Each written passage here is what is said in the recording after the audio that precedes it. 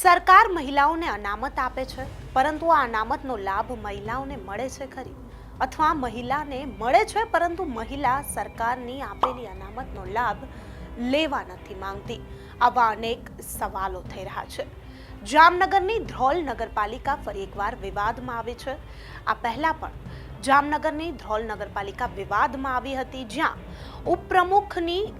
ઉપપ્રમુખ પોતે પત્ની છે, પરંતુ પત્નીની જે ખુરશી છે તેના પર પતિ બેસી વહીવટ કરે છે. બધા જ કામો પત્નીના જે છે ત્યાં ઉપપ્રમુખના પતિ બેસીને વહીવટ કરે છે. ફરી એકવાર આ જ ધ્રોલ નગરપાલિકામાં વિવાદ સર્જાયો હોય તેવું લાગી રહ્યું છે. ફરી એકવાર વિવાદોમાં સપડાઈ છે ધ્રોલ નગરપાલિકા. ત્યાંના વોર્ડ નંબર 1ના મંજુબેન જે કોર્પોરેટર છે, તેમના પતિ પોતે કોર્પોરેટર હોવાનો દાવો કરી રહ્યા છે. પહેલા તો સોશિયલ મીડિયામાં એક પોસ્ટ જે છે તે ખૂબ જ વાયરલ થઈ રહી છે. તેઓ પોતે વોટ્સઅપના ગ્રુપમાં એક ફોટો વાયરલ કરી રહ્યા છે, ફોટો પોસ્ટ કરી રહ્યા છે, જેમાં પોતે કોર્પોરેટર છે તેવું કહી રહ્યા છે. પહેલાં તો વોટ્સઅપનું આ ગ્રુપ છે, જેમાં સક્રિય કાર્યકર્તાનું ભાજપનું એક ગ્રુપ છે, જે ગ્રુપમાં આ ચેટ આ પ્રમાણે થઈ હતી, જેમાં પતિ પોતે આ પોસ્ટ જે છે તે મૂકી રહ્યા છે. આ પ્રમાણે ચેટ છે, જે ભાજપના સક્રિય કાર્યકર્તાની આ ચેટ છે, જે પ્રમાણે તમે સાફપણે જોઈ રહ્યા છો. જ્યાં કોર્પોરેટર પત્ની છે, પત્નીની જગ્યાએ અહીં સાફપણે હું ભારતીય જનતા પાર્ટીનો સક્રિય કાર્યકર છું તેમ કરી કારાભાઈ ઘેલાભાઈ વરુ ધ્રોલ નગરપાલિકાના વોર્ડ નંબર 1ના કોર્પોરેટર તેવું સાફ અહીં પોતાને ગણાવી રહ્યા છે. વોર્ડ નંબર 1ના પોતાને અહીં કોર્પોરેટર ગણાવી રહ્યા છે. સાફપણે તમે જોઈ રહ્યા છો કે પત્ની કોર્પોરેટર છે, છતાં પતિ પોતાને કોર્પોરેટર ગણાવી રહ્યા છે. કેમ?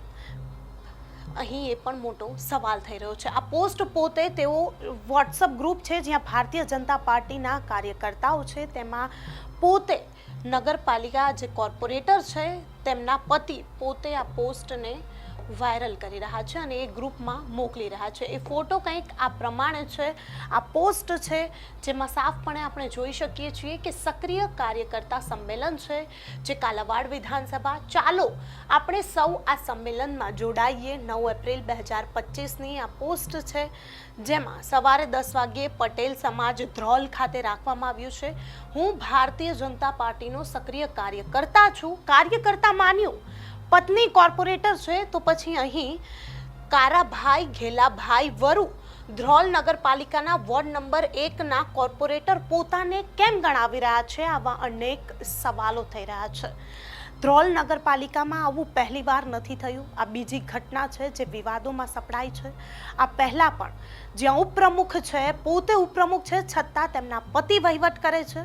આવા અનેક વિડીયો આપણે અવારનવાર સોશિયલ મીડિયામાં પણ જોઈએ છીએ કે જ્યાં પત્નીનો હોદ્દો હોય, પરંતુ વહીવટ આખો પતિ કરતા હોય છે. કેમ? શું માનસિકતા લોકોની એવી છે કે પુરુષવાદી સમાજમાં એક મહિલાને આગળ નથી આપવા દેવામાં આવતી? પત્નીને કામ કરવું હોય છે તો પતિ નથી કરવા દેતા, અથવા પત્ની જે છે તેને લાભ લેવો નથી? આવા અનેક સવાલો થઈ રહ્યા છે. પત્ની કોર્પોરેટર છે, તો પછી આવા ફોટો સોશિયલ મીડિયામાં વાયરલ કેમ થઈ રહ્યા છે કે પોતાને કોર્પોરેટર હોવાનો દાવો કેમ કરી રહ્યા છે?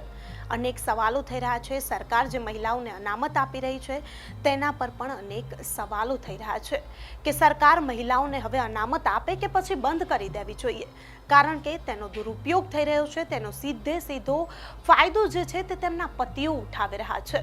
અનેકવાર સોશિયલ મીડિયામાં આવા વિવાદો આપણે સાંભળીએ છીએ, આવા વિવાદો જોઈએ છીએ, જેમાં પતિ દ્વારા જો પત્નીનો કોઈ પણ હોદ્દો હોય તો સીધો વહીવટ કરી દેવામાં આવતો હોય છે. આ ઘટના ખરેખર નિંદનીય અને વખોડી શકાય તેવી છે.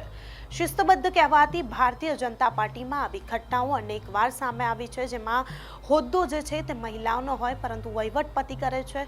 અનેકવાર ભારતીય જનતા પાર્ટી દ્વારા જે છે નિર્ણય લેવામાં આવતા હોય છે, પરંતુ શું આ વખતે શિસ્તભંગના કોઈ અહીંયા પગલાં લેવામાં આવશે તે પણ અનેક સવાલો છે. શું આ કોર્પોરેટર ઉપર કોઈ કાયદેસરની કાર્યવાહી કરવામાં આવશે? લોકો વિશ્વાસ મૂકે છે, એક મહિલાને ચૂંટીને સત્તામાં મૂકે છે, પરંતુ વહીવટ તેનો પતિ કેમ કરી જાય? અનેક સવાલો થઈ રહ્યા છે. તમારું આ ઘટનાને લઈને શું માનવું છે કે પત્નીઓ જે છે તેને સરકાર દ્વારા અનામત આપવામાં આવે, તે એક હોદ્દા પર હોય તો પછી વહીવટ પતિઓ કેમ કરે? તમે શું માનો છો આ ઘટનાને લઈને? અનેક વાર જે આવી ઘટનાઓ આવતી હોય છે તેના ઉપર તમારું શું માનવું છે?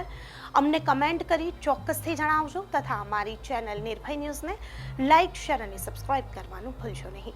આભાર.